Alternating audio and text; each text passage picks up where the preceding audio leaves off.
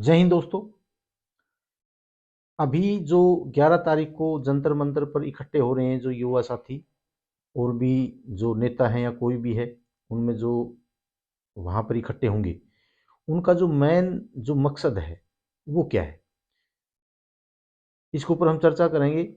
Number एक, वो अग्निपथ योजना को हटाना चाह रहे हैं, इनरोलमेंट डेट लेना चाह रहे हैं, या भाई आर्मी का जो पेंडिंग एग्जाम है उसको कराना चाह रहे हैं।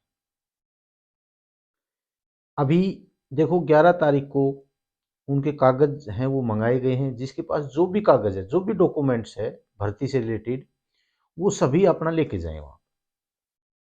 दूसरा, मेरा उन युवाओं से निवेदन है जो हमारी एकेडमी के अंदर जिन्होंने कोचिंग ली थी और जो जिनका एनरोलमेंट डेट बाकी था और जिनकी पेंडिंग एग्जाम था, वो वहाँ पर अगर उनको ये हक चाहिए तो वो वहाँ पर ज़रूर जाए, ताकि वहाँ पर जो जाते हैं तो आपको पता चलेगा कि आपके लिए कौन सी लड़ाई लड़ी जाएगी और कौन सी नहीं लड़ी जाएगी, और आपका हक मिल सकता है या नहीं मिल सकता है। तो वहाँ जब जाओगे तो आपको ज़रूर इस चीज़ का पता चल जाएगा। फिर जो वहाँ इकट्ठा कर रहे हैं या हो रहे हैं, उनका जो ध्येय है वो क्या है, अपना फ़ायदा है या आपका फ़ायदा है या क्या है, वो चीज़ सब वहाँ पर जाने से ही पता चलेगी। दूसरा, मैंने इसके ऊपर कुछ बातें सच्चाई की जो बातें बोल दी, उसके ऊपर कुछ एक बच्चे हैं जो कमेंट्स कर रहे हैं कि भाई इसके चैनल को अनसब्सक्राइब करो। अगर आपका हक मिलता है और आपको पेंडिंग एग्ज़ाम की डेट मिलती है, पेंडिंग एग्ज़ाम अगर आपका कराया जाता है, उसके बाद आपको इनरोलमेंट डेट मिलती है, मैं यूट्यूब चैनल को ही बंद कर दूंगा। मेरे बड़ी खुशी होगी कि उन बच्चों को ये हक मिला। तो मैं यूट्यूब चैनल, अगर आपको इससे ही फ़र्क पड़ता है तो मैं यूट्यूब चैनल को ही बंद कर दूंगा। कोई ज़रूरत नहीं वीडियो बड़े बनाने की, लेकिन आपको मैं गुमराह कभी नहीं करूँगा, गुमराह कभी नहीं करूँगा। थोड़ी सी बात नहीं चली, जंतर मंतर तक भी नहीं पहुँचे, उसके ऊपर वीडियो डालनी शुरू कर दी कि आपका पेंडिंग एग्ज़ाम की डेट क्या होगी, कब आपको इनरोलमेंट डेट मिलेगी। वो नहीं पता कैसी मिलेगी, बस बस वीडियो बनाने से मतलब है। उसके बाद के अंदर आपकी जो पेंडिंग एग्ज़ाम ये इनरोलमेंट डेट है, ये अग्निवीर के तहत मिलेगी या परमानेंट मिलेगी। अरे हमने जो संवैधानिक तरीके से कोर्ट के अंदर जाके और सारी प्रक्रिया को पूरा किया, और उस समय एक ही बात बोल दी गई कि ये देश हित में है और ये लागू रहेगी। अब ये बताओ आप मेरे को कि इसके अंदर अब कौन सी गुंजाइश है। आप अपनी लड़ाई लड़ो, मैं ये नहीं कह रहा, लेकिन अब इसके अंदर कौन सी तो गुंजाइश है और किस प्रकार से इसको लड़ा जाएगा, ये आप जब जंतर मंतर पर जाएंगे तो वहाँ जो विशेषज्ञ बैठे हैं वो जो बताएंगे, उससे पता चलेगा कि आप ये मुद्दा क्या है और इसका क्या हल निकल सकता है। और ये आपने वहाँ अपनी जनसंख्या दिखानी पड़ेगी।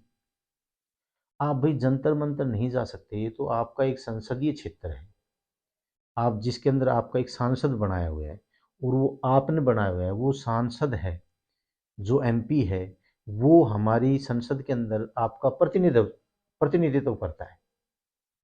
क्या आप वहाँ के ऊपर उस संसद एरिया के अंदर 500 400 300 इतने बच्चे तो होंगे जो इससे पीड़ित हैं, जिनका एग्जाम नहीं, जिनकी इनरोलमेंट डेट नहीं है, क्या वो उनके पास जा सकते हैं? उनके पास तक भी नहीं जा सकते। वो पहली बात तो इकट्ठा नहीं होंगे, इकट्ठा हो भी गए तो उनसे मिलने नहीं दिया जाएगा। क्योंकि बखान ये हो रहा है कि अग्निपथ योजना बहुत बढ़िया है, अग्निवीर बहुत बढ़िया है, बच्चों के लिए बहुत अच्छी स्कीम है, लेकिन समाज का ताना बाना बिल्कुल बिगाड़ दिया है।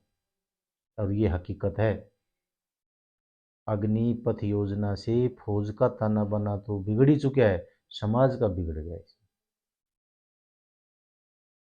जो लड़कियां टीचर होती थी, किसी जॉब में होती थी, वो लड़कियां भी ये कहती थी कि हमारी शादी करो तो फौजी से करो।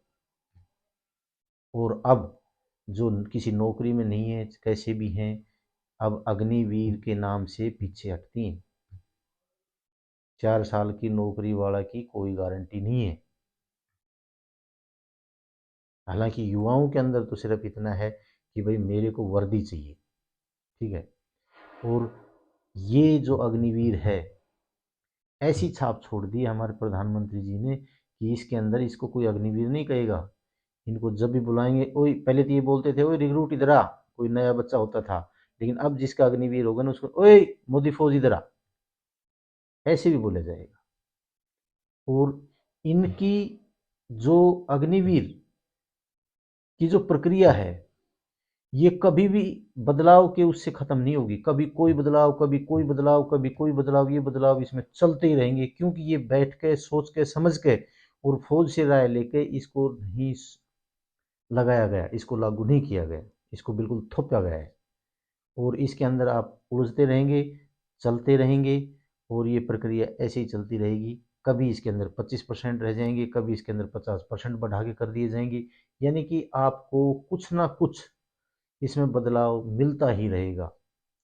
कभी कोई ऐसा हादसा हो जाएगा, हुए भी हैं, उसमें भाई शहीद का दर्जा नहीं दिया, फिर शहीद का दर्जा भी दिया देना पड़ेगा।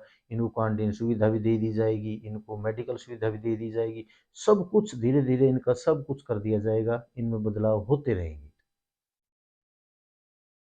लेकिन युवाओं के लिए, देखो भाई, मैं फिर भी कह रहा हूँ, युवाओं के लिए बहुत गलत किया गया है। इसमें हम कहते रहेंगे, और सरकार को इसके बारे में सोचना चाहिए। और सोचने के लिए, पैसे बचाने के लिए और काफ़ी चीज़ें हैं। अगर आप सोच समझ के कोई चीज़ करोगे तो बच सकते हैं पैसे भी।